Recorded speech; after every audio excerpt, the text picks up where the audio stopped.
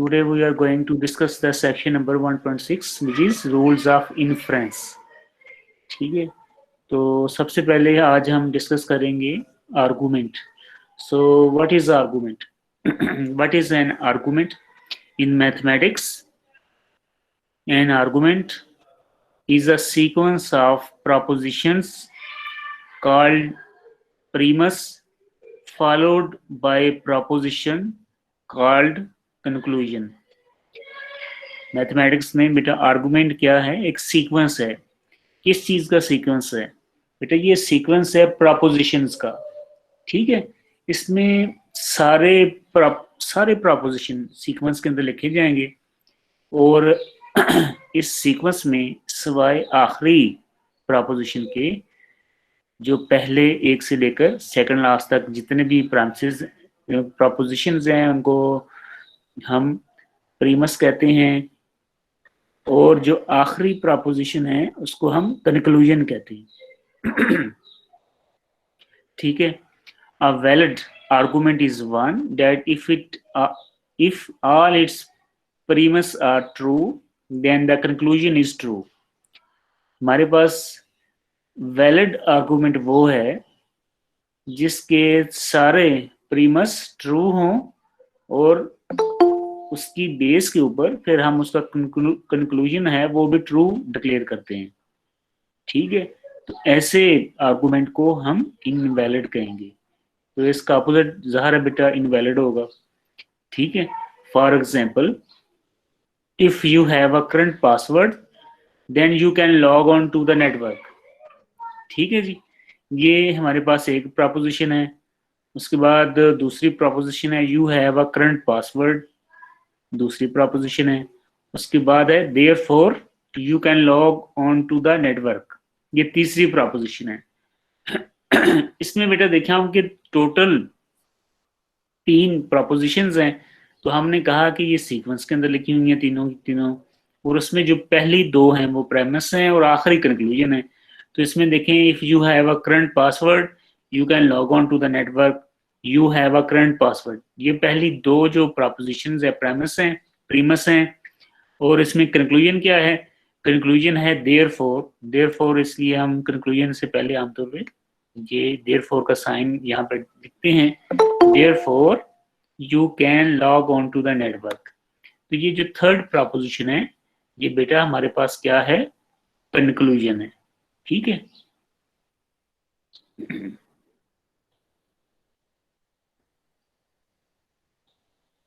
इसके बाद है वैलिड आर्गुमेंट फॉर्म.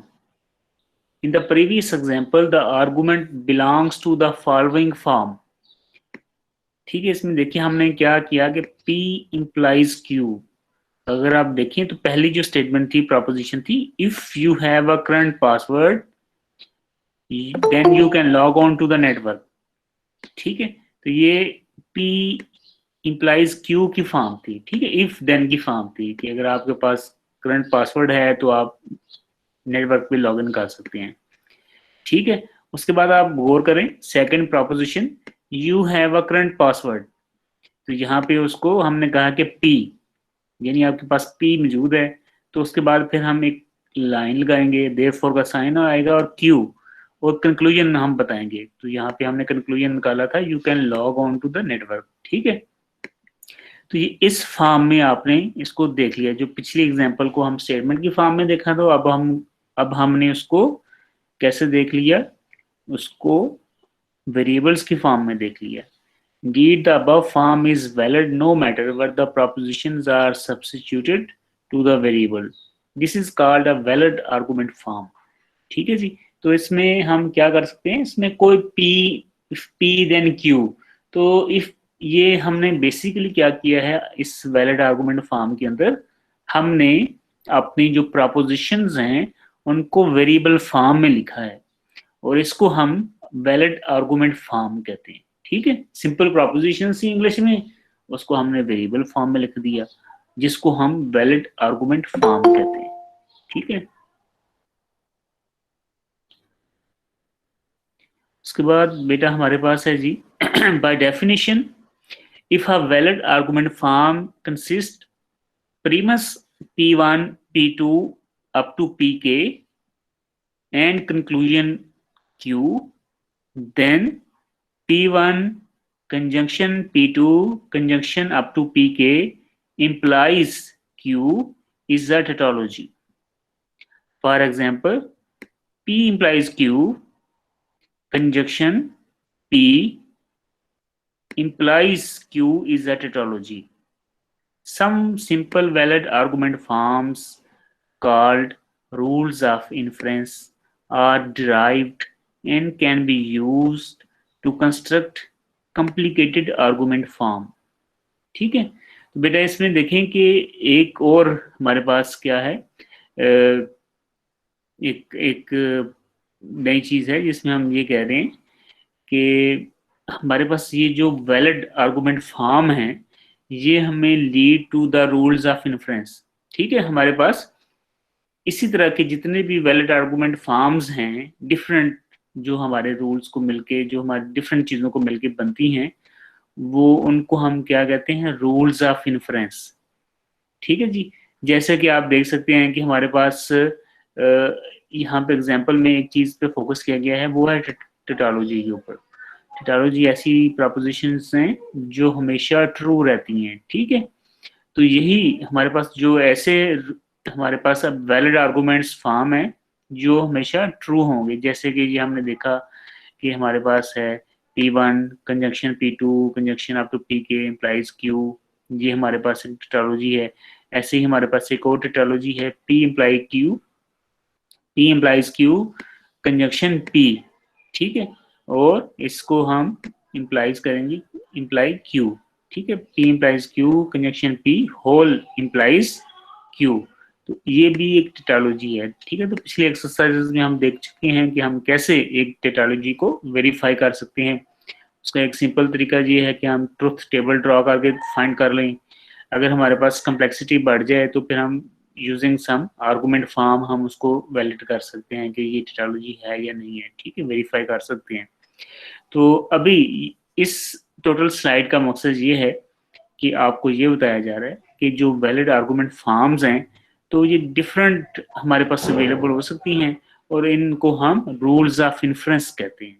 ठीक है जी, तो ये कौन से हैं रूल्स ऑफ इन्फ्रेंस और कौन कौन सी फॉर्म्स हैं, ये हमारे पास बेटा एक लिस्ट मौजूद है रूल्स ऑफ इन्फ्रेंसेस। ठीक है, तो अगर आप लेफ्ट साइड से काउंट देखना शुरू करें तो हमारे पास ये देखें कि जो पहला आ रहा है P implies Q therefore Q, ये पहला हमारे पास रूल ऑफ इन्फ्रेंस है और ये भी बेसिकली एक टेटोलॉजी है। अगर हम इस रूल को एक टेटोलॉजी की फॉर्म में लिखें तो ऐसे लिखेंगे P conjunction P imply Q whole implies Q। ठीक है जी, ये दोनों इक्विवेलेंट टेटोलॉजी की रूल को टेटोलॉजी की फॉर्म में हमारे पास एक ऐसी स्टेटमेंट की फॉर्म में लिखा हुआ है और इस स्टेटमेंट का, इस रूल का एक खास नाम है जिसको हम कहते हैं मोडस पोनेंस। ठीक है जी, modus ponens P imply Q therefore Q। ठीक है जी, सिंपल, इसको याद कर लें, ये बड़ा आसान है, इसको याद कर लेंगे, आगे क्वेश्चन बड़े इजी हो जाएंगे आपके लिए। P imply Q therefore Q। उसके बाद बेटा हमारे पास है second rule, not Q P imply Q therefore not P। ठीक है जी, तो ये रूल की जो टेटोलॉजी है वो not Q conjunction P imply Q whole implies not Q। ठीक है, सॉरी नॉट P, और इस रूल को हम कहते हैं modus tollens. Modus tollens, again मैं इसका रूल एक दफा पढ़ देता हूँ, not Q P implies Q therefore not P। ठीक है, उसके बाद हमारे पास थर्ड रूल है P implies Q Q implies R therefore, ये कंक्लूजन हमने निकाला है P इम्प्लाइज R, और इसकी जो टेटोलॉजी हमारे पास बनती है P implies Q conjunction Q implies R whole implies P implies R, और इस रूल का नाम है हाइपोथेटिकल सिलोजिज्म। ठीक है जी, दोबारा रूल पढ़ रहा हूँ, P implies Q Q implies R therefore P implies R। ठीक है, इसके बाद बेटा अगला रूल है which is P imply Q not P therefore Q।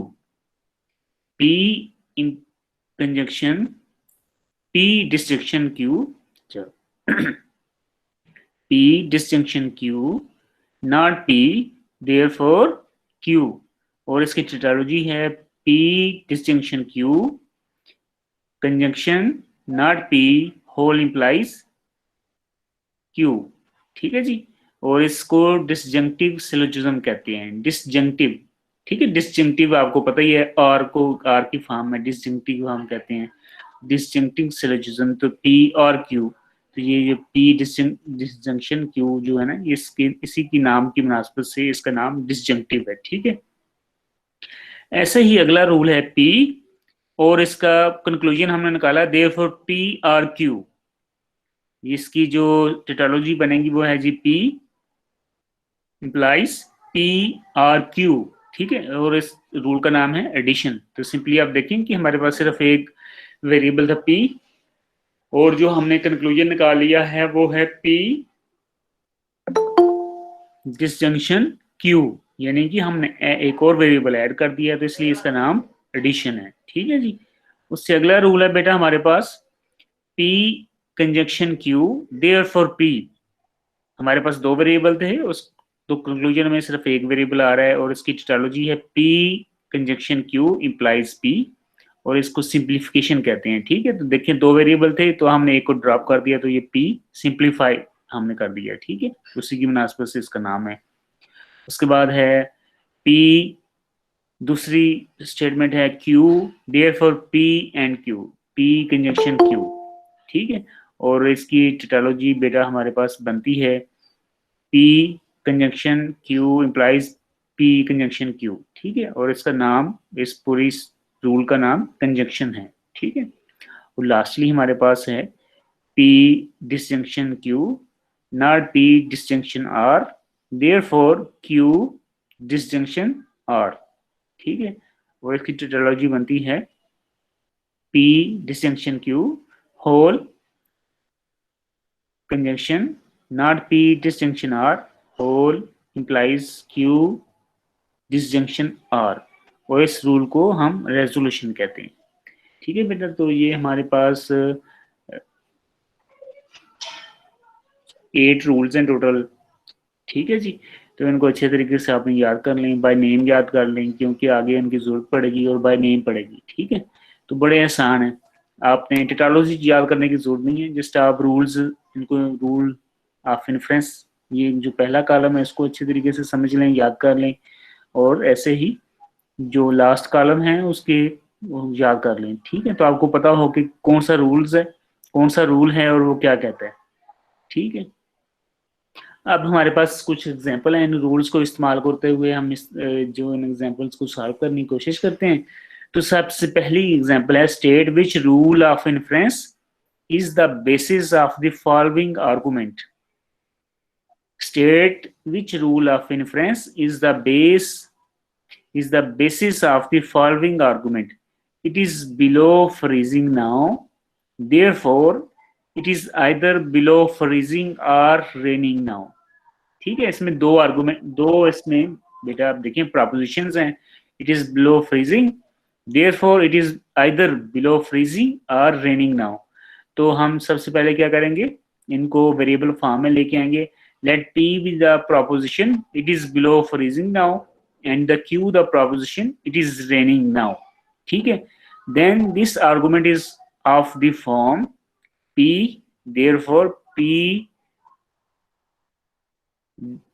disjunction Q, ठीक है। यहाँ पे लिखा ना it is either below freezing or raining now, यानी कि हम इसको कंक्लूजन जो ड्रा करेंगे वो है P disjunction Q। this is an argument that uses the which rule, अगर आप देखें तो टेबल में आप देखेंगे कि हमारे पास जो एडिशन का रूल है ना वो यहाँ पे इस्तेमाल हो रहा है, ठीक है जी। तो हम मेंशन करेंगे कि हमने कौन सा रूल यहाँ पे इस्तेमाल किया, इसके सामने भी लिख दें, नीचे भी लिख दें, आगे हम देखेंगे जब हमारे पास ज्यादा स्टेटमेंट्स होंगे तो हम सामने लिखेंगे, ठीक है। उसके बाद बेटा दूसरी एग्जाम्पल है state which rule of inference is the basis of the following argument, it is below freezing and raining now, therefore it is below freezing now, ठीक है। दो इसमें propositions हैं, अगेन पी क्यू हमने इसका डिफाइन कर दिया, और जब पी क्यू डिफाइन किया तो it is below freezing and raining now, तो पी कंजक्शन क्यू और therefore it is below freezing now therefore P. और इसमें कौन सा रूल हमने इस्तेमाल किया, इसलिए इसके लिए बेसिकली हमने सिंप्लीफिकेशन का ये रूल है ये इस्तेमाल किया है इसके अंदर, ठीक है। तो वो हमें नजर आ जाता है कि कौन सा रूल इस्तेमाल करना है कौन सा नहीं करना, ठीक है। तो ये स्टेटमेंट पढ़ के हमें अगर वो रूल्स जो मैंने आपको बता दिए 8 अगर हमें याद है तो हम जैसे ये स्टेटमेंट पढ़ेंगे तो हमारे जहन में फौरन मैचिंग हो जाएगी कि अच्छा इसके लिए कौन सा रूल इस्तेमाल होगा, ठीक है। इसलिए मैंने आपसे कहा कि उस टेबल को अच्छे तरीके से आप याद कर लें, ठीक है बेटा। इसके बाद हम मूव करते हैं फॉरवर्ड। अब हमारे पास एक कम्प्लेक्स एग्जांपल है, show that the premise it is not sunny this afternoon and it is colder than yesterday. We will go swimming only if it is sunny. If we do not go swimming, then we will take a canoe trip. ये किनो जो है ना, ये एक वो कश्ती नहीं होती, छोटी सी कश्ती जो होती है जिसमें वो लकड़ी की या प्लास्टिक की आजकल चली हुई है, जिसमें वो लोग आप स्विमिंग करते हैं, ठीक है, उसको कहते हैं। And if we take a canoe trip, then we will be home by sunset. Lead to the conclusion we will be home by sunset. ठीक है, देखिए यहाँ पे हमारे पास सीक्वेंस ऑफ स्टेटमेंट्स है, उसके बाद एक कंक्लूजन ड्रा किया हुआ है।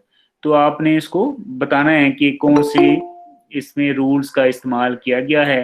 तो सबसे पहले आपने क्या करना है बेटा, सबसे पहले आपने इन तमाम स्टेटमेंट्स को वेरिएबल फॉर्म के अंदर लेके आना है। तो late P be the proposition it is sunny this afternoon, Q the proposition it is colder than yesterday, R the proposition we will go swimming, S the proposition we will take a canoe trip, and T the proposition we will be home by sunset.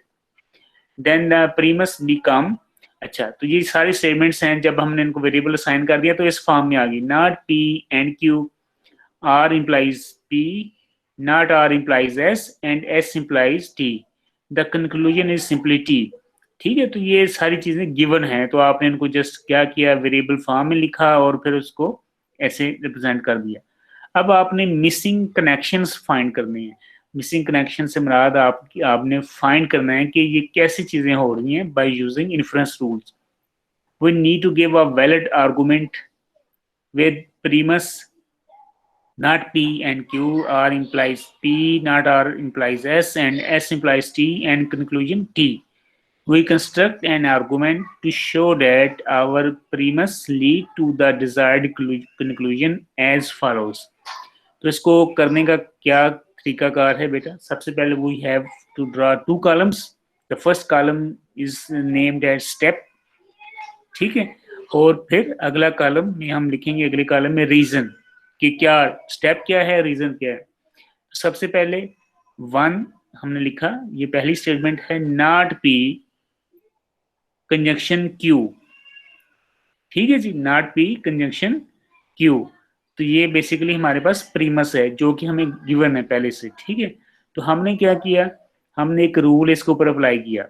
Rule कौन सा apply किया, not P, यानी कि हमने conclusion लिखा। तो ये conclusion हमने कैसे लिखा, तो अगर हम स्टेटमेंट नंबर 1 और स्टेटमेंट नंबर 2 दोनों को मिला लें तो हमारे पास एक रूल आ जाता है, ठीक है। और वो रूल क्या है, सिंप्लीफिकेशन का रूल है, ठीक है। वो रूल्स हमारे पास यहाँ पे, ये रूल की जो लिस्ट है इसमें देखें आप, सिंप्लीफिकेशन का रूल ये क्या कहता है, P and Q therefore P, ठीक है जी। तो हमने क्या किया, सिंप्लीफिकेशन का रूल इस्तेमाल किया 1 और 2 के ऊपर। ये लिखा हुआ सिंप्लीफिकेशन यूजिंग 1, यानी कि 2 और 1 स्टेटमेंट दोनों को मिला के जब हमने सिंप्लीफिकेशन इसके ऊपर हमने लगाई पहले के ऊपर, तो जो दूसरे स्टेप के अंदर उसका रिजल्ट आ गया नॉट P, ठीक है। उसके बाद है अगला प्रीमस, R implies P, ये भी गिवन है ऊपर, ये जो लिस्ट है ना इसमें गिवन है R implies P। तो अब हमने क्या करना है, हमने इसके ऊपर रूल कोई अप्लाई करना है। वो रूल कौन सा हम अप्लाई कर रहे हैं, यहाँ पे हमने अगली 4th स्टेटमेंट में लिखा हुआ है, modus tolerance using 2 and 3। Statement number 2 और 3 को यूज करते हुए हमने क्या इस्तेमाल किया, मॉडस टॉलरेंस का रूल इस्तेमाल किया तो रिजल्ट स्टेटमेंट नंबर 4 के अंदर आ रहा है। नॉट पी, हाँ बिल्कुल एग्जैक्टली आपको कैसे पता चलेगा कौन सा रूल करना है? तो उसके स्टेप्स हैं। उसका स्टेप है कि पहले तो आपको अच्छे तरीके से ये पिछला टेबल जो मैंने आपको बताया ये आना चाहिए, ठीक है, ज़बानी आना चाहिए। ये ना हो कि आप देखें एक statement not P conjunction Q, तो आप वापस जाएं टेबल में और फिर एक से लेकर जी तक ये सब देखें, अच्छा 1 से जी, 1 से 10, 1 से 100 या ए से जी, अच्छा सबको बारी बारी पढ़ें तो फिर देखें कौन सा मैच कर रहा है, ठीक है। तो अगर ऐसा है तो आपके लिए मसला हो जाएगा, ठीक है। तो मैं ये कह रहा हूँ अगर आप इसको ये 8 है ना, 8 थोड़ा सर से रूल, क्वेश्चन में भी तो बताया होता है ना कि आपने इस तरह करना है, तो नहीं वो क्वेश्चन कहाँ पता लग रहा है? क्वेश्चन में कैसे बताया होगा ना आपने बेटा, ये तो जी अगर आपको याद नहीं है तो क्वेश्चन में क्या आपको पता चलेगा, कोई पता नहीं चलेगा, ठीक है। तो आपको पहली कंपैरिजन होगा ना, क्वेश्चन में एक चीज दी है तो आपने उसको किसी के साथ कंपेयर तो करना होगा ना, किसी रूल के साथ। तो अगर आपको रूल याद होंगे तो आपके लिए कंपैरिजन इजी होगा।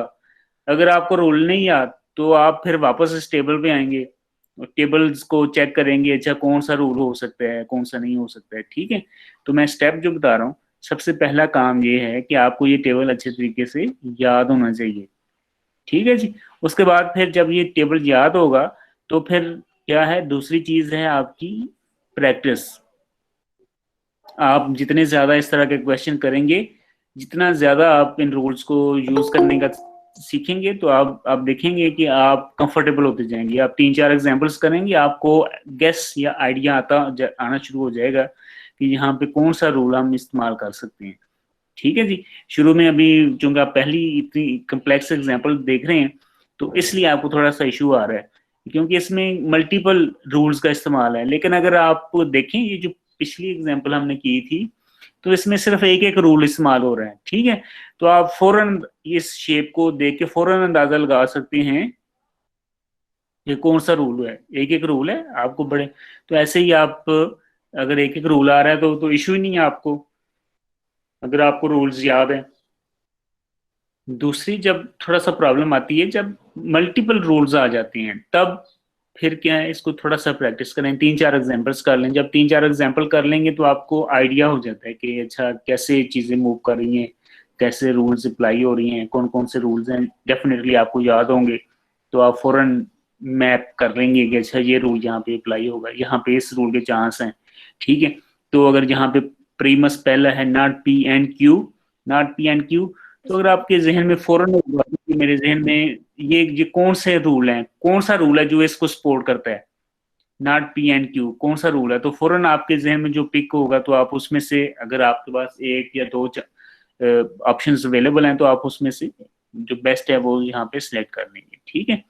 तो ये दो चीजें हैं, एक तो टेबल को याद कर लें, दूसरा है प्रैक्टिस, तो आप इंशाल्लाह इसमें कंफर्टेबल हो जाएंगे, ठीक है। अच्छा हम अच्छा अब फोर्थ स्टेटमेंट पे पहुंच गए हैं, फिर उसके बाद फिफ्थ स्टेटमेंट है, ये गिवन है हमें, ठीक है। Not R implies S premise है। तो इसके ऊपर हमने क्या किया, मॉडस पोनेंस यूजिंग 4 और 5, 4 और 5 को हमें इस्तेमाल करते हुए मॉडस पोनेंस इस्तेमाल किया तो रिजल्ट हमारे पास ऐसा आ गया। और फिर 6-7 में हमने प्रीमिस जो लास्ट थी एस इम्प्लाइज टी वो नीचे ले आए, और फिर हमने 6 और 7 को मिला के टी जो है वो कंक्लूजन ड्रॉ किया, ठीक है जी। तो ये कंक्लूजन ड्रॉ किया तो इससे एस एस इम्प्लाइज टी, फौरन हमारे जहन में क्या आना चाहिए कि यहाँ पे कौन सा रूल इस्तेमाल हो सकता है, मॉडस पोनेंस का, ठीक है जी। तो रिजल्ट टी है। तो ये देखिए इसमें आपको कंक्लूजन गिवन है, कंक्लूजन पहले से गिवन है आपको, प्रीमिस भी गिवन है। आपने जस्ट एक जो मिशन जो आपने इसमें मिसिंग कनेक्शंस हैं यानी कि रूल्स हैं वो बतानी है, आपने लॉजिक बतानी है कि कौन से लॉजिक के थ्रू ये हुआ है, ठीक है। रूल आपको कंक्लूजन गिवन है पहले से, प्रीमिस भी गिवन है, तो कनेक्शन मिसिंग है, तो वो कनेक्शन आपने बाय यूजिंग दोज रूल्स, जो रूल्स ऑफ इन्फ्रेंस है वो बताने हैं कि ये उन रूल्स को इस्तेमाल किया जा रहा है, ठीक है। तो इसके बाद हमारे पास कुछ फॉल्सीज हैं। फॉल्सीज बेटा ऐसे कुछ रूल्स हैं जो हम समझते हैं कि ये रूल्स ऑफ इन्फ्रेंस है, लेकिन वो है नहीं। ठीक है, फाल्सीज वो रूल्स हैं जो कि लोग समझते हैं कि वो वैलिड रूल्स ऑफ इन्फ्रेंस हैं, लेकिन वो है नहीं। Several common fallacies arise in correct in incorrect arguments. These fallacies resemble rules of inference but are based on contingencies rather than tautologies. Contingencies बेटा हमारे पास वो स्टेटमेंट्स हैं जो ट्रू भी नहीं होती और फॉल्स भी नहीं होती। ठीक है, उनका टिटालॉजीज वो स्टेटमेंट्स हैं, टिटालॉजीज बेटा वो हमारे पास वो स्टेटमेंट है जो हमेशा ट्रू होती हैं। इसके अगेंस्ट हमारे पास कंट्राडिक्शंस हैं। कंट्राडिक्शन वो स्टेटमेंट हैं जो हमेशा फॉल्स होती हैं, और कंटीजेंसीज वो स्टेटमेंट हैं जो कभी ट्रू होती हैं कभी फॉल्स होती हैं। कंटीजेंसीज कौन सी स्टेटमेंट होती हैं जो कभी ट्रू हैं कभी फॉल्स हैं। ठीक है, तो इसमें जो दो मेन फाल्सीज हैं, वो पहली है fallacy of affirming the conclusion. The proposition P implies Q, conjunction Q whole implies P is not a tautology because it is false when P is false and Q is true। ठीक है जी, तो ये देखें, ये जो rule आपको नजर आ रहा है, तो ये जो फाल्सी है, यानी कि ये सही इनवैलिड है, इनकरेक्ट है। तो बताएं कि जो रूल्स ऑफ इन्फ्रेंस आपने अभी देखे पढ़े हैं, ठीक है, उसमें ये टेटालॉजी, ये जो आपके सामने है, ये टेटालॉजी नहीं है, ये इनकरेक्ट है। ठीक है, तो ये किससे मिलती जुलती है? जो भी टेबल हमने देखा है, तो वहां पे ये किससे मिलता जुलता है? देखें, P implies Q whole conjunction Q implies P।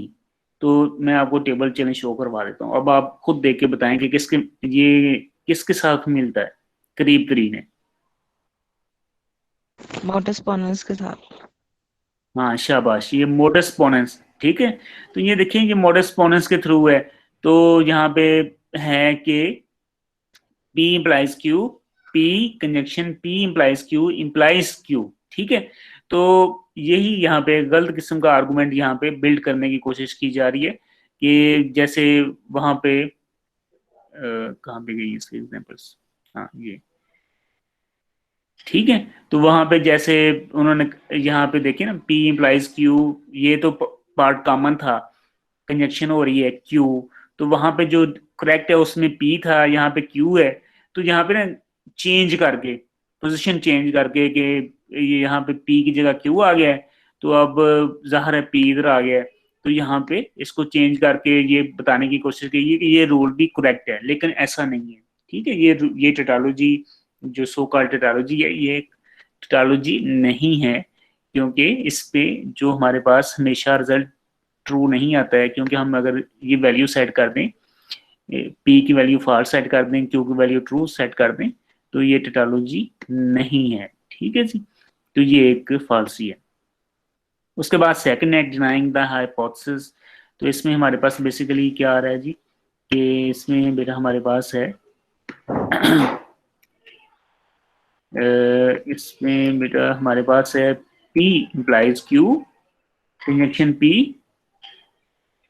ठीक है जी, P implies Q, conjunction P implies Q is not a tautology because it is false when P is false and Q is true। ठीक है, implies Q, conjunction not P, therefore not Q। ठीक है, तो अगर हम इसको ये कहते हैं कि P नहीं है, ये रिजेंबल जो है वो मोडस पोलन से ही हो रहा है। ठीक है, मोडस पोनेंट से ही हो रहा है। तो Q therefore not P। ठीक है, Q therefore not P। हाँ जी, ये टोलन से भी मिल रहा है, ओपोनेंट से भी मिल रहा है। किस सेंस में? मतलब कि ये दोनों रूल्स के साथ ये मिक्स हो रहा है, ये रिजेंबल कर रहा है। तो कैसे कि यहाँ पे बारी बारी हम देखते हैं कि पोनेंट्स क्या कहते हैं कि P P है, ये मतलब कि if P then Q, P therefore Q, ठीक है। तो इसमें है कि if P then Q, not P not Q।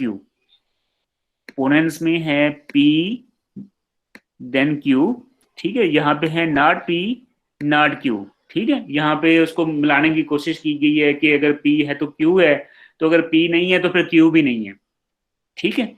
एक रिजेम्बलेंस ये है। और दूसरी रिजेम्बलेंस क्या है?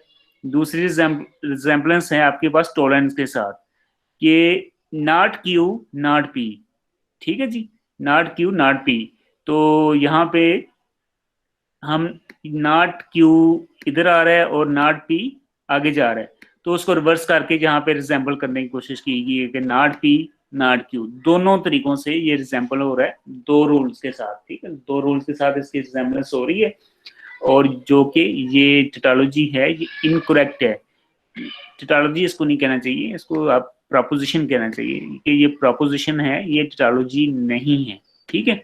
ये दो तरीकों से दो रूल्स के साथ मैच करने की कोशिश कर रही है, और इसमें जब फॉल्स है तो हमने इसकी जब पी की वैल्यू फॉल्स सेट की है और क्यू की वैल्यू ट्रू सेट की है, तो हमें पता चला है कि ये टिटोलॉजी नहीं है, ठीक है। तो ये दो रूल्स ऐसे हैं जो आपके एग्जिस्टिंग रूल्स ऑफ इन्फ्रेंस के साथ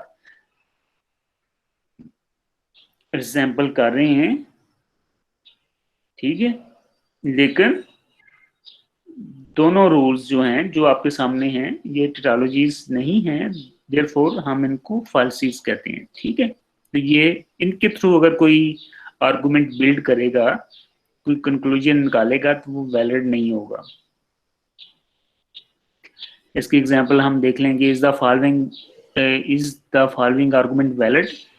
if you do every problem in this book, then you will learn discrete mathematics. You learned discrete mathematics, therefore you did every problem in this book, ठीक है जी। तो ये हमारे पास एक स्टेटमेंट्स हैं, सेट ऑफ स्टेटमेंट्स हैं। तो if you do every problem in this book then you will learn discrete mathematics, you learn discrete mathematics, therefore you did every problem in this book. तो इसमें सबसे पहले उसी तरीके से हम इसको प्रोपोजिशन को वेरिएबल फॉर्म में लिखेंगे। Let P be the proposition you did every problem in this book, let q the proposition you learned discrete mathematics. Then this argument is of the form if p then q and q then p, ठीक है जी। This is an example of incorrect argument using the falsies of affirming the conclusion. Affirming the conclusion हमारे पास जो पहली फालसी है ये affirming the conclusion, ठीक है, ये उसका इस्तेमाल इसमें किया गया है, ठीक है जी। Indeed, it is possible for you to learn discrete mathematics in some way other than by doing every problem in this book. You may learn discrete mathematics by reading, listening to lectures, doing some, but not all the problems in this book, and so on. ठीक है जी। The proposition P implies Q conjunction not P implies not Q is not a tautology because it is false when P is false and Q is true. Many incorrect arguments use this incorrectly as a rule of inference. This type of incorrect reasoning is called the fallacy of denying the hypothesis. ठीक है जी। तो इस तरीके से हम इसको बता सकते हैं कि ये वैलिड नहीं है। जो मैच कर जाए, इन दो जो रूल्स हैं, दो टेटोलॉजीज हैं, इसमें से जो मैच कर जाए तो हम बता सकते हैं कि ये एक फॉल्सी है। उसके बाद बेटा हमारे पास ये जो रूल्स हैं इनकी हमारे पास फर्दर हमारे पास हैं यूजिंग क्वांटिफायर्स, ठीक है। पहले हमने क्वांटिफायर्स के बगैर ही देखे हैं रूल्स, अभी कुछ रूल्स हैं 4 टोटल जो कि क्वांटिफायर का इस्तेमाल कर रहे हैं। तो ये क्वांटिफायर का इस्तेमाल कैसे कर रहे हैं? तो हमारे पास है for all X P x, तो देयरफॉर पी सी। तो ये है यूनिवर्सल इंस्टेंशिएशन। यूनिवर्सल इंस्टेंस आपको पता है, आपने प्रोग्रामिंग लैंग्वेजेस अगर आपने पढ़ी हैं तो आपको पता होगा, आप पढ़ रहे हैं तो आप इंस्टेंस क्रिएट करते हैं। जैसे अगर आपने C++ पढ़ी है तो आप क्या करते हैं, एक क्लास आप डिक्लेयर बनाते हैं, ठीक है। फिर उसके बाद उसका एक वेरिएबल बनाते हैं। फर्ज करें आपने क्लास बनाई है, इसका नाम कार है, ठीक है, कार्स है, ठीक है। उसके अंदर आपने उसके प्रॉपर्टीज या उसके वेरिएबल आपने उसके डिक्लेयर किए हैं, मेंबर्स, ठीक है, मेंबर वेरिएबल जो होते हैं। फिर आपने उसके कुछ फंक्शंस भी बनाए हैं, ठीक है। तो फिर इस क्लास की आपने आगे मेन में जाके आपने क्या किया, उस क्लास की आपने ऑब्जेक्ट क्रिएट किए हैं या उसको इंस्टेंस क्रिएट, जिसको हम कहते हैं इंस्टेंस क्रिएट किए हैं, ठीक है। तो आप क्या लिखेंगे, फर्ज करें कार्स, ठीक है, my car is equal to new my car, ठीक है। अगर आपने कंस्ट्रक्टर में कुछ वैल्यूज पास करनी है तो वो करेंगे। तो जो कार्स एक एक पूरा क्लास है, खाका है, उसमें से आपने एक इंस्टेंस क्रिएट किया विच इज माई कार, और उस माई कार को आपने through constructor some values pass कर दी, उसके वेरिएबल्स की क्या क्या वैल्यू होंगी इनिशियली आपने सेट कर दी, ठीक है। तो आपने बेसिकली क्या किया, कार का एक इंस्टेंस क्रिएट किया है, ठीक है। तो ऐसे ही हमारे पास यहाँ पे वही सेम कंसेप्ट यहाँ पे है, for all X P X therefore P C, ये हमने यूनिवर्सल इंस्टेंशिएशन की है कि तमाम एक्स, ठीक है, तमाम यूनिवर्सल क्वांटिफायर है, उसमें से हमने एक ले लिया, ठीक है। तो उसको हमने क्या किया, इंस्टेंशिएट किया, ठीक है। उसके बाद है पीसी फॉर एन आर्बिट्रेरी सी, कोई एक हमारे पास पीएफसी है, ठीक है, कोई एक है, कोई भी आम एक, ठीक है। तो हमने उसका कंक्लूजन निकाला for all X P x, तो इसको कहते हैं यूनिवर्सल जनरलाइजेशन, यूनिवर्सल जनरलाइजेशन, ठीक है। उसके बाद थर्ड है हमारे पास there exist P X. PC इसका बता दें कि क्या है। देखिए जी, हमारे पास एक एग्जांपल जो ऐसे बताया ना आपको, मैंने इंस्टेंस आपको बताया, तो एक इंस्टेंस है, ठीक है। तो हमने एक इंस्टेंस बताया कि हमने कहा अगर आपकी क्लास है, तो फर्ज करें हम कहते हैं कि आपकी क्लास में जो एडमिशन के लिए जो लोग आए हैं, ठीक है, तो उसमें फर्ज करें आप कहते हैं, मैं कहता हूँ कि आपकी क्लास में जो एडमिशन हुआ है वो 70%, कम से कम मेरिट था 70% था, ठीक है। हमने कहते हैं, मैंने कहा कि आप जो स्टूडेंट है ना, आपका मेरिट 70% था, तो हमने जनरलाइज कर दिया। जनरलाइज इस तरीके से किया, हमने कहा कि आपकी क्लास में जितने भी स्टूडेंट हैं सबका मेरिट कम से कम 70% था, ठीक है जी। तो इसको हम क्या किया, जनरलाइज किया, एक एग्जाम्पल को लेके ना उसी को हमने जनरलाइज कर दिया, सबके ऊपर अप्लाई कर दिया कि ये सबके ऊपर यही होगा। ऐसे ही हमारे पास है देयर एग्जिस्ट पी एक्स, कि कोई एक पी एक्स है, कोई एक एग्जाम्पल है, ठीक है। तो हमने क्या किया, there exist X P X, यानी कि सम, आपको पता है एग्जिस्टेंशियल क्वांटिफायर सम, कोई कम से कम एक होती है, एक से ज्यादा भी हो सकती है, कुछ सम हम कह देंगे, सम एग्जांपल्स हैं। तो उसमें से therefore P C for some element C, तो उसमें से हमने एक को ले लिया है, ठीक है। तो इसको हम कहते हैं एग्जिस्टेंशियल इंस्टेंशिएशन। तो यहाँ पे सम है, और ऊपर जो पहली दो एग्जांपल्स देखी हमने वो यूनिवर्सल हैं, यानी कि ऑल हैं, ठीक है, सब में से।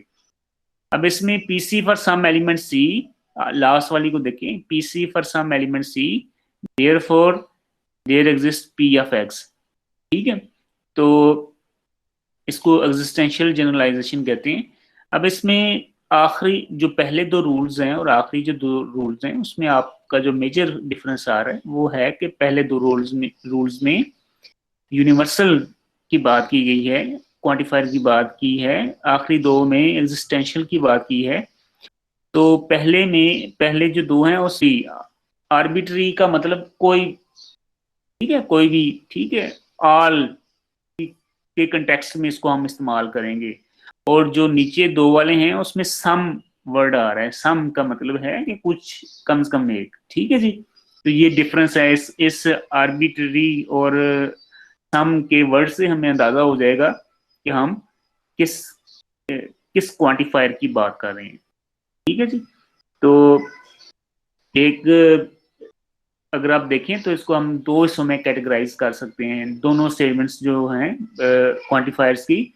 तो हम क्या कर रहे हैं, दोनों क्वांटिफायर्स को एक दफा स्पेसिफाई कर रहे हैं कि एक एग्जाम्पल की बात कर रहे हैं, और एक दफा हम उनको जनरलाइज कर रहे हैं एक एग्जाम्पल से मल्टीपल, यानी कि क्वांटिफायर अगर ऑल होगा तो उसमें सब की बात होगी, अगर एक्जिस्टेंशियल होगा तो उसमें सम की बात होगी।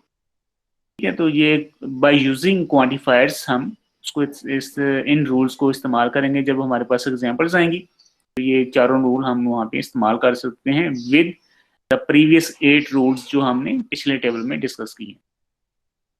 अब इसकी एग्जांपल हमारे पास एक देखें जी, ये एग्जांपल है जी, show that the premise everyone in this discrete mathematics class has taken a course in computer science and Marla is the student in this class imply the conclusion Marla has taken a course in computer science। ठीक है, अब देखिए everyone in this discrete mathematics, अब everyone आ चुका है तो ज़ाहिर है क्वांटिफायर इस्तेमाल करना पड़ेगा, क्योंकि पहला जो 8 रूल वाला टेबल था उसमें तो हमने कोई क्वांटिफायर इस्तेमाल नहीं किया। तो चूंकि यहाँ स्टेटमेंट में क्वांटिफायर एवरीवन आ रहा है तो हमें वो इस्तेमाल करना पड़ेगा, और वो हमने जो लास्ट टेबल देखा उसमें गिवन है। ठीक है जी, everyone in this discrete mathematics class has taken a course in computer science. ठीक है, let dx denote x in this discrete mathematics class and let cx denote x has taken a course in computer science। ठीक है, then the premise are for all x dx implies cx। ठीक है जी, तो हमारे पास चूंकि quantifier आ रहा है फॉर ऑल, तो हम कहेंगे फॉर ऑल x के तमाम स्टूडेंट जो हैं उन्होंने dx जो कि डिस्क्रीट मैथ में इनरोल हैं, उन्होंने cx यानी कि उन्होंने कंप्यूटर साइंस का एक सब्जेक्ट पढ़ा है। उसके बाद है मरला is a student in this class, D मरला।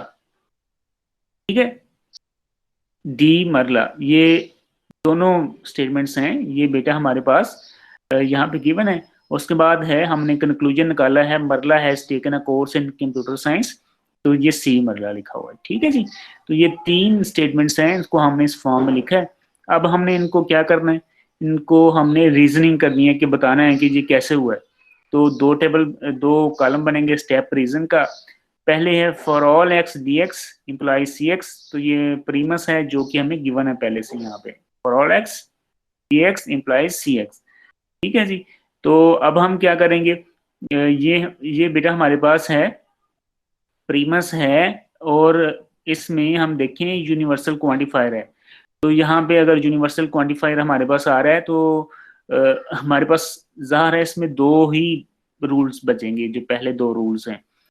एक में हम क्या करते हैं, एक में इंस्टेंस क्रिएट करते हैं, दूसरे में जनरलाइज करते हैं। गिवन सिचुएशन में आप देखें कि हम यहाँ पे उसका इंस्टेंस ही क्रिएट कर सकते हैं। तो हमने इंस्टेंस कौन सा क्रिएट किया, डी मार्ला इम्प्लाइज सी मार्ला, क्योंकि हम एक खास पर्टिकुलर स्टूडेंट की बात करें तो उसी को हम इंस्टेंशिएट कर दिया है। ठीक है जी, और उसके बाद हमारे पास अगला जो प्रेमस है वो हम डी मार्ला लिखेंगे, और फिर हम क्या करेंगे, स्टेटमेंट नंबर 2 और स्टेटमेंट नंबर 3 को इस्तेमाल करते हुए हमारे पास हम क्या करेंगे, एक कंक्लूजन ड्रा करेंगे।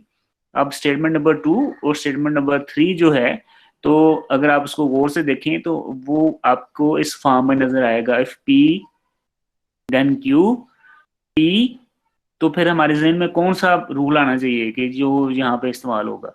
तो जो कंक्लूजन आ रहा है सी मरला। ठीक है, तो P देन Q। ठीक है जी, P है तो इसका मतलब है इसका कंक्लूजन Q होगा, और कौन सा रूल, सिंपली मॉडल्स पोनेंट्स का रूल यहाँ पे इस्तेमाल हो रहा है स्टेटमेंट नंबर 2 और स्टेटमेंट नंबर 3 को इस्तेमाल करते हुए। ठीक है बेटा, तो अब आप देखें कि पिछले इस एग्जाम्पल को करने के लिए आपको पिछले जितने भी सेक्शंस हमने पढ़े हैं उनके अंदर जो जो हमने पढ़ा है वो सारा इसके अंदर किसी ना किसी तरीके से आ रहा है। ठीक है, तो अगर आपकी ग्रिप उन तमाम चीज़ों के ऊपर है तो इसको समझना, इसको करना आपके लिए कोई मसला नहीं है।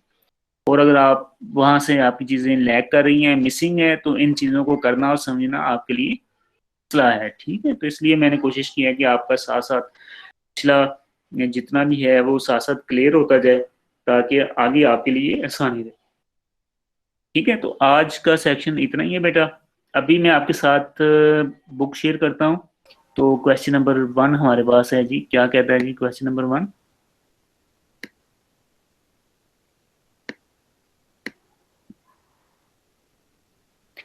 हाँ जी, क्वेश्चन नंबर 1 मेरा क्या है जी? Find the argument form for the following argument and determine whether it is valid. Can we conclude that the conclusion is true if the premises are true?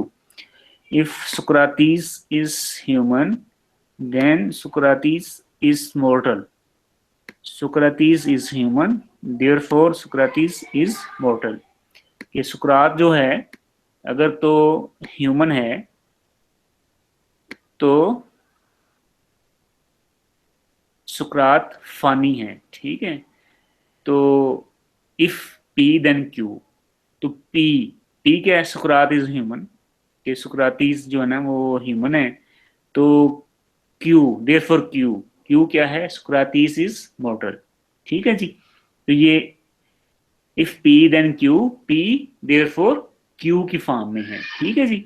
तो ये जो हमारे पास है इसमें अब क्वेश्चन है, क्वेश्चन तो इसका आंसर तो मैंने काफी तक आपको बता दिया है। तो अब बताएं कि कौन सा रूल इस्तेमाल हुआ है? P Q P, sir modus ponens. हाँ शाबाश, वेरी गुड, ठीक है।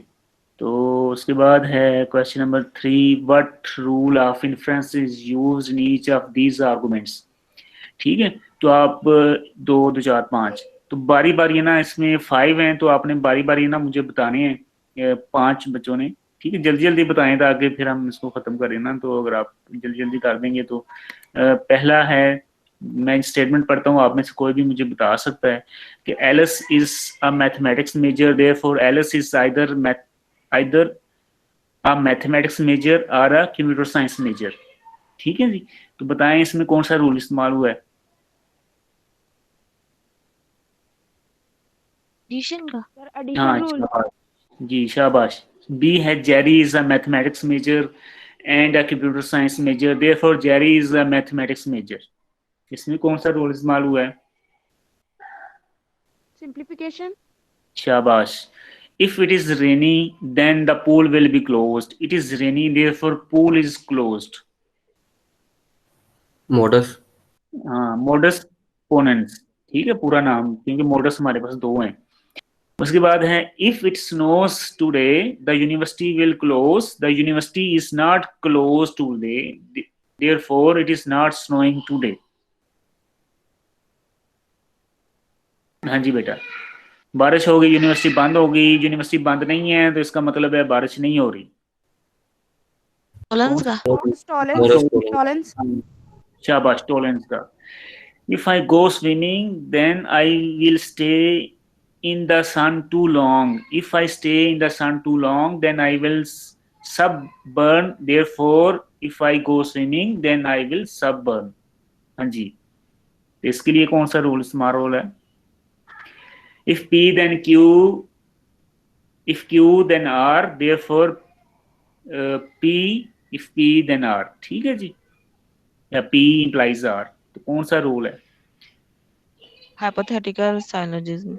हाँ शाबाश, जबरदस्त बेटा, ठीक है। तो ये बड़ा, आई होप कि आप इसको इजीली कर लेंगे। तो अभी क्वेश्चन नंबर 5 है, use the rule of inference to show that the hypothesis Randy worked hard. If Randy work hard then he is dull boy, and if Randy is a dull boy then he will not get the job.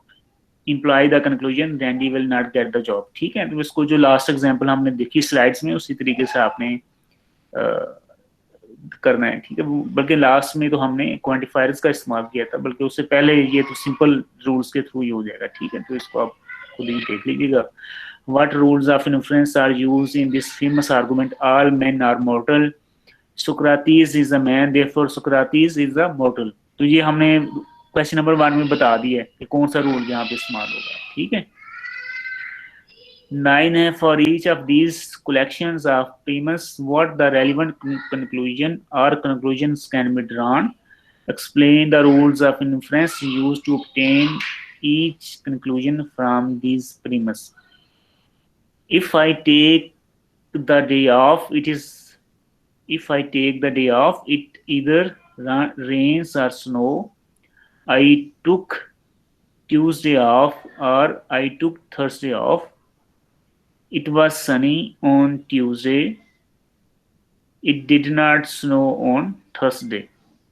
ठीक है जी, तो इसमें आपने क्या करना है, for each of these collections of premise what relevant conclusion और conclusions can be drawn, explain the rules of inference used to obtain each conclusion from the premise. ठीक है, तो इसमें हमने बताना है कि हम कौन से रूल्स अप्लाई करते हुए इसका कंक्लूजन ड्रा कर सकते हैं। तो इसमें कंक्लूजन गिवन नहीं है, ठीक है, इसमें हमने कंक्लूजन का बताना है कि इसमें क्या है। ठीक है जी, तो सबसे पहला काम हम क्या करेंगे, सबसे पहला काम बेटा हम इसमें यही होता है कि हम बताएं कि इनके वेरिएबल्स का बताएं। ठीक है, कि हमने क्या करना है जी, कि इनके वेरिएबल्स का बताना है।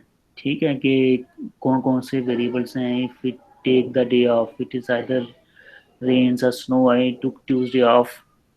ठीक है, और I took Thursday off, it was sunny on Tuesday, it did not snow on Thursday. ठीक है, तो इसमें हमने क्या करना है जी, कि हमने बेटा इसके सबसे पहला काम यही करेंगे कि हम इसके वेरिएबल्स डिक्लेयर करेंगे।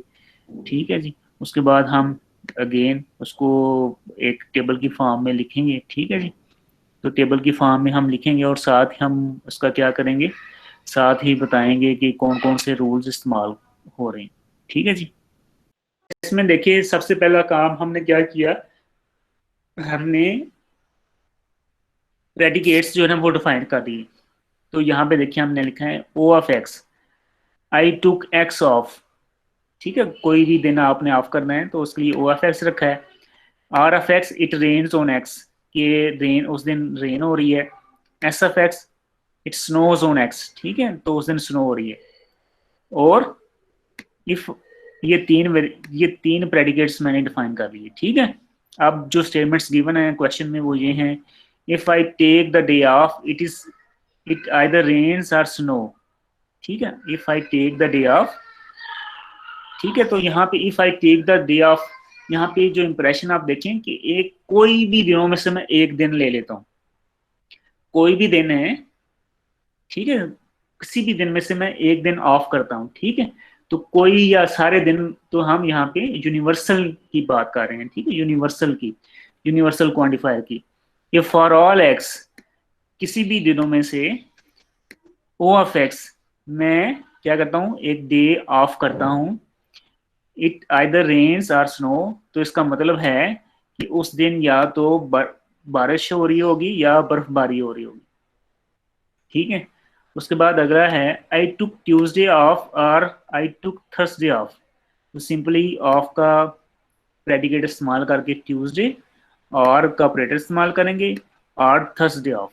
ठीक है, ऐसे ही है it was sunny on Tuesday. तो ये सारी स्टेटमेंट्स गिवन है क्वेश्चन में। ठीक है, it was sunny on Tuesday, तो सनी कब होगा, जब बर्फबारी भी नहीं होगी और जब बारिश भी नहीं होगी। तो मैं कहता हूँ कि not R and not S, ना तो उस दिन बर्फबारी हो रही है ना ही उस दिन रेन हो रही है। It did not snow on Thursday. ठीक है, तो थर्सडे को स्नो नहीं पड़ रही, तो नॉट नेगेशन के साथ ऐसा आ जाएगा कि थर्सडे को स्नो नहीं पड़ रही। बेटा ये सारी जो अभी स्टेटमेंट्स हैं ये सारी की सारी क्वेश्चन के अंदर गिवन है। ठीक है जी, अब हमने इसका टेबल बिल्ड करना है विद स्टेप एंड रीजन। ठीक है, तो ये जो पहली स्टेटमेंट है वो मैंने यहाँ पे इसको पेस्ट कर दिया है और इसको मैंने प्राइमस 1 कह दिया है। अब मैं क्या करना चाहता हूँ, अब मैं एक और स्टेटमेंट है उसको यहाँ से लेता हूँ। वो स्टेटमेंट मेरे पास क्या है, वो स्टेटमेंट ये है, it was sunny on Tuesday. ठीक है, तो ये it was sunny on Tuesday, not R not S. ठीक है, ये दोनों प्राइमस मैंने ले लिए हैं। तो अब इसको दो को ना भी अभी लूँ तो कोई फर्क नहीं पड़ता, मैं इसको आगे भी ले सकता हूँ। चलिए मैंने इसको यहाँ पे ले लिया है। अब मैं क्या करता हूँ, सबसे पहले जो पहली स्टेटमेंट है ना इसको इंस्टेंशिएट करता हूँ, इसका एक इंस्टेंट क्रिएट करता हूँ।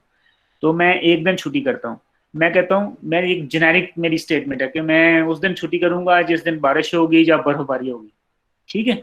तो मैं ना एक दिन, कोई एक दिन जो कि ट्यूसडे है, मैं उस दिन कोई एक दिन है, उस दिन मैं क्या करता हूँ, उस दिन मैं छुट्टी करता हूँ, ठीक है जी। तो इसमें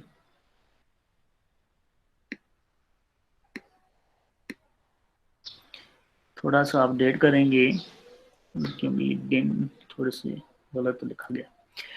मैं ट्यूसडे को ऑफ करता हूँ क्योंकि उस दिन या तो बर्फबारी हो रही है या रेन हो रही है, ठीक है। तो देखिए मैंने स्टेटमेंट नंबर 1 को इंस्टेंशिएट किया है, उसका एक इंस्टेंस क्रिएट कर दिया, ठीक है जी। ये जो क्वांटिफायर का टेबल था उसके अंदर हमने इसको पढ़ा था, तो मैंने मेंशन कर दिया कि ये यूनिवर्सल इंस्टेंशिएशन यूजिंग 1, ये जो पहला है उसको हमने इंस्टेंशिएट कर दिया है। अब मेरे पास ये जो ये प्रेमिस नंबर 2 है, इसके ऊपर मैंने डिमॉर्गन का लॉ इस्तेमाल किया। जब इसके ऊपर मैंने डिमॉर्गन का लॉ इस्तेमाल कर दिया है तो ये देखेंगे ये ट्यूसडे के हवाले से डिमॉर्गन का लॉ, इसमें भी डेज का फर्क आ रहा है, तो इसको मैं अपडेट कर लूँ जरा।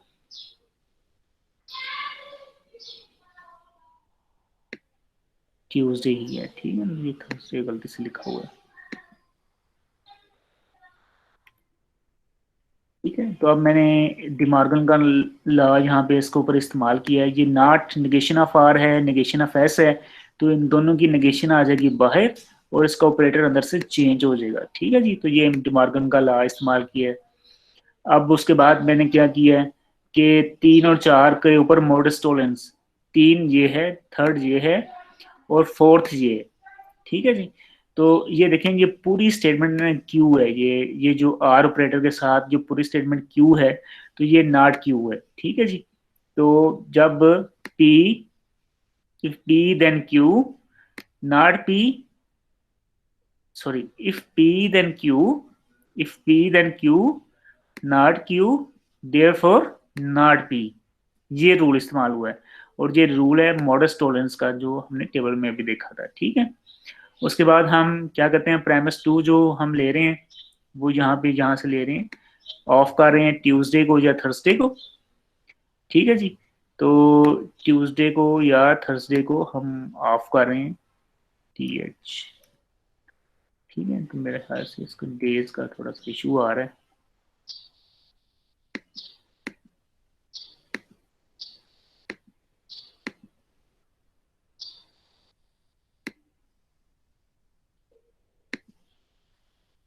ठीक है। ट्यूसडे और थर्सडे को ऑफ कर रहे हैं, तो हम अब उसके ऊपर एक रूल इस्तेमाल करते हैं, डिसजंक्टिव सिलोजिज्म, डिसजंक्टिव सिलोजिज्म, ठीक है जी, फ्रॉम 5 एंड 6, ठीक है। तो ये 5 और 6 को हम मिला के डिसजंक्टिव सिलोजिज्म का रूल अप्लाई करेंगे तो हमारे पास ऑफ ऑन थर्सडे आ जाएगा, ठीक है। उसके बाद हम क्या करते हैं जी कि यूनिवर्सल इंस्टेंशिएशन करते हैं फॉर थर्सडे, ठीक है। पहले हमने ट्यूसडे के लिए इनिशिएट किया था, अब हमने थर्सडे के लिए इसको इनिशिएट किया है, ठीक है जी। और हमने फिर उसके बाद किया है मॉडस पोनेंस को 7 और 8 को मिलके, 7 और 8 को मिला के हमने इसके ऊपर मॉडस पोनेंस का इस्तेमाल किया है। तो रिजल्ट आ गया है रेन ऑन थर्सडे और स्नो ऑन थर्सडे, ठीक है जी। और उसके बाद हमने प्रेमिस 4 लिया है, तो प्रेमिस 4 यहाँ से हमने लिया है नॉट एस ऑन थर्सडे, ठीक है, नॉट एस ऑन थर्सडे। और उसके बाद हमने डिस्टिंक्टिव सिलोजिज्म लिया है फ्रॉम 9 एंड 10, इन दोनों को मिला के हमने रूल डिस्टिंक्टिव सिलोजिज्म इस्तेमाल किया और हमारे पास जो फाइनल रिजल्ट आ गया, कंक्लूजन आ गया है, it would be rain on Thursday, ठीक है जी। तो अब अगेन यहाँ पे सारी थोड़ी सी कम्प्लेक्स एग्जांपल है, बड़ी एग्जांपल है, तो इसमें अगेन जो चीज़ है कि आपको वो दोनों टेबल्स अच्छे तरीके से याद होने चाहिए, प्लस और कुछ आपको एक्सरसाइज के अंदाजा होना चाहिए, क्वेश्चंस करने का प्रैक्टिस होनी चाहिए। अगर आप इस तरह की प्रैक्टिस करते हैं, तीन चार क्वेश्चंस कर लेते हैं, तो आप इसमें काफ़ी कंफर्टेबल हो जाएंगे, ठीक है। तो आपने परेशान नहीं होना कि इतना लंबा सा ये आर्गूमेंट बिल्ड हो रहा है, आप 3-4 क्वेश्चंस करेंगे तो आप काफ़ी हद तक स्टेबल हो जाएंगे इसके ऊपर, ठीक है। तो आई होप कि आपको कोई इशू नहीं बनेगा। इसके बाद एक और क्लास है जी, ये क्वेश्चन नंबर है हाँ जी, कौन सा क्वेश्चन है, 11 13 13 का ए पार्ट है, क्वेश्चन नंबर 13 है बुक का। मैं उसको इधर बुक से पढ़ देता हूँ, फिर वो स्लाइड्स पे वापस आते हैं। दो, a student in this class knows how to write program in Java. Everyone who knows how to write programs in Java can get a high paying job. Therefore, someone in this class can get a high paying job. ठीक है जी, तो इसका हमने build करना है। तो इसका बिल्ड करने के लिए ये देखें, C of X, X is in this class, G of X, X knows how to write programs in Java, और H F X, X can get a high paying job. ठीक है, तो इसमें प्राइमस 1 है सी ऑफ डॉग, प्राइमस 2 है जी of dog, premise 3 है for all X G of X implies H of X, और conclusion इसमें है कि हमने निकाला कि there exist X C of X conjunction H of X. ठीक है, तो ये सारी चीजें जो है ना ये क्वेश्चन के अंदर दी गई हैं। ठीक है, तो अभी आपका जो 1.5 का सेक्शन है वो भी बेसिकली देखा जाए तो इसी चीज के ऊपर है कि आपने ये किस तरीके से प्रेडिकेट्स बिल्ड करने हैं और किस तरीके से आपने उनको लिखना है। ठीक है, तो अब इसका क्या सॉल्व करते हैं, इसका स्टेप दो कॉलम बना लेते हैं, दो स्टेप का और रीजन का। तो सबसे पहले हम यूनिवर्सल इंस्टेंशिएशन करते हैं इसकी, for all X G of X implies H of X. ठीक है, तो ये सब की बात हो रही है, तो अब डॉग की बात नहीं हो रही, तो डॉग की बात के लिए हम क्या करेंगे, इसको इंस्टेंशिएट करते हैं। तो G of dog implies H of dog. ठीक है जी, ये हमने क्या किया, जो पहली स्टेटमेंट है उसको इंस्टेंशिएट किया है। उसके बाद है हमारे पास प्राइमस नंबर 2 है जी ऑफ डॉग। ठीक है, अब स्टेटमेंट नंबर 2 और स्टेटमेंट नंबर 3 को मिलाएं तो हमारे पास आंसर आएगा स्टेटमेंट नंबर 4 में। और देखें तो इसमें हम सिंपल फार्मूला इस्तेमाल कर रहे हैं विच इज मोडस पोनेंस। ठीक है, ऐसे ही फिर स्टेटमेंट नंबर 5 में हम प्राइमस जो एक बाकी बचा है उसको लेकर आते हैं सी ऑफ डॉग, और फिर हम क्या करते हैं इसके ऊपर कंजक्शन का रूल इस्तेमाल करते हैं। तो C of dog conjunction H of dog आ जाएगा। ठीक है जी, तो जब ये सारी सूरत हमारे पास आ जाएगी C of dog conjunction H of dog, तो यहाँ पे हम दोबारा से एक रूल इस्तेमाल करेंगे which is known as existential generalisation.